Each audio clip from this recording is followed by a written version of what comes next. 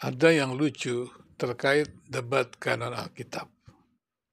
Dengan tiba-tiba saja ada sekelompok orang, individu dan beberapa orang, membuat isu sensasional yang mengatakan bahwa Alkitab Kristen itu banyak salahnya. Dan kemudian dikatakan tidak memiliki dasar Alkitab yang kanon. Jadi ketika saya mendengarnya, saya bertanya, apakah yang menginformasikan ini mengerti arti kanon? Dan kemudian juga, apakah dia tidak tahu bahwa kanon itu berarti tongkat pengukur? Itu artinya adalah ketika ada kanonisasi, proses pengukuran kitab-kitab yang ada yang dikumpulkan itu dikatakan Alkitab, itu adalah ada alat ukurnya, yaitu tongkat pengukur kanon. Salah satu yang menjadi tongkat pengukurnya adalah bahwa kitab di dalam Alkitab itu membuktikan dirinya adalah firman Allah. Jadi ketika kitab-kitab di dalam Alkitab itu lolos ya kriteria bahwa dirinya adalah firman Allah, maka dia masuk di dalam kanon atau masuk ya dalam kitab-kitab yang lolos ya alat ukur kanon atau sesuai dengan alat ukur kanon. Jadi yang menetapkan itu bukan gereja, tetapi adalah kitab-kitab di dalam Alkitab itu sendiri. Itu sebabnya ketika Protestan menafsirkan Alkitab, maka yang utama adalah Alkitab menafsirkan Alkitab. Karena Alkitab adalah kebenaran Allah, maka kebenaran yang adalah diri Allah itu tidak bertentangan dengan diri Allah itu sendiri. Maka tidak ada kitab-kitab di dalam Alkitab itu yang saling bertentangan. Itulah sebuah alat ukur. Itulah yang disebut kanonisasi. Dan setelah itu, maka Alkitab di kanon itu bukan berarti bahwa ketika orang kemudian menyalinnya, ada kesalahan dan segala macam, maka kemudian dasar daripada Kristen itu tidak memiliki dasar. Karena dalam sejarah penafsiran Alkitab itu dilakukan oleh para pakar-pakar yang ada. Jadi penafsiran pada Alkitab pada awalnya hanya dilakukan oleh para pakar. Dan kemudian ketika Protestan ada, maka Alkitab juga terbuka dibaca oleh jemaat, maka dilakukanlah pembacaan oleh jemaat. Namun, kemampuan untuk menafsirkan Alkitab itu tetap hanya bisa dilakukan oleh para pakar. Itulah sebabnya kemudian doktrin-doktrin yang dirumuskan oleh para pakar tersebut kemudian didogmakan.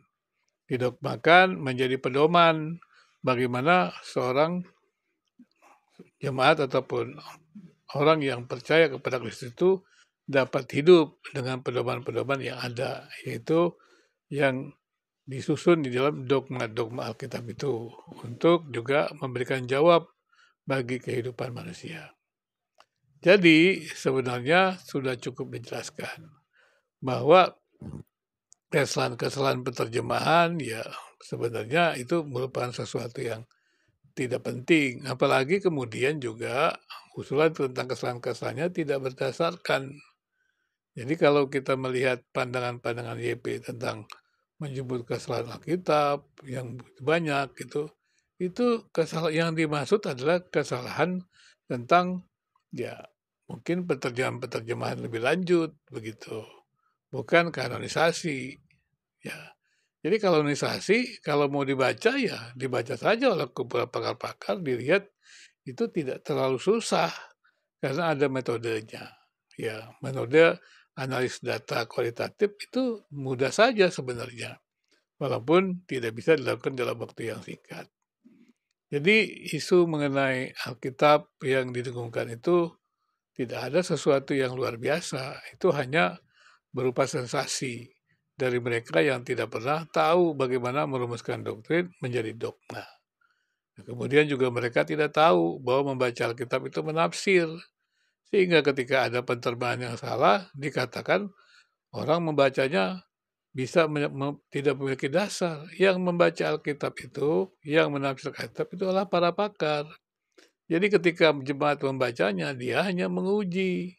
Sebetulnya seperti itu. Artinya adalah mungkin melihat konfirmasi dalam Alkitab ketika dia belajar dari gereja. Jadi bukan jemaat itu menafsirkan Alkitab. Nah, jemaat tentu saja tidak mampu menafsirkan Alkitab. Tapi yang mampu adalah para pemimpin gereja, para dosen, para pendeta, kemudian jemaat yang pulang ke rumah itu mempelajarinya bersama dalam keluarga, melihat lagi bukti-bukti yang diajarkan di dalam gereja itu, apakah ada dukungan dari ayat-ayat Alkitab yang ada. Jadi sifatnya dia adalah membaca Alkitab secara deduktif. Nah, kalau dia ingin menguji tentang makna itu, maka dia mesti harus belajar Alkitab dengan lebih mendalam, belajar hermeneutik, dan kemudian barulah dia bisa melihat hasil penafsiran dia terhadap penafsiran-penafsiran yang ada. Itu boleh berlangsung terus, dan kemudian terjadilah yang namanya usaha-usaha untuk mengembangkan doktrin, merelevasikan doktrin, menjawab persoalan-persoalan baru yang ada. Dan itu adalah sesuatu yang biasa sebenarnya. Jadi kalau sekali lagi ada isu-isu tentang salah terjemahan Alkitab seperti itu, meskipun saya juga tidak mau membahasnya karena tidak ada bukti-bukti yang cukup jelas, apalagi yang bicara juga hanya seorang yang sama sekali tidak mengerti tentang apa itu doktrin, apa itu membaca Alkitab, apa itu menerjemahkan, yang disebut juga menafsir, maka ya apa yang mau dikonfirmasi, ya biarkan sajalah ya isu-isu terjadi ya memang karena memang ingin menyebar isu, dan silakan saja kalau memang mau menyebar isu, mau ingin juga kemudian bisa mengkajinya, ya silakanlah undang pakar-pakar yang ada.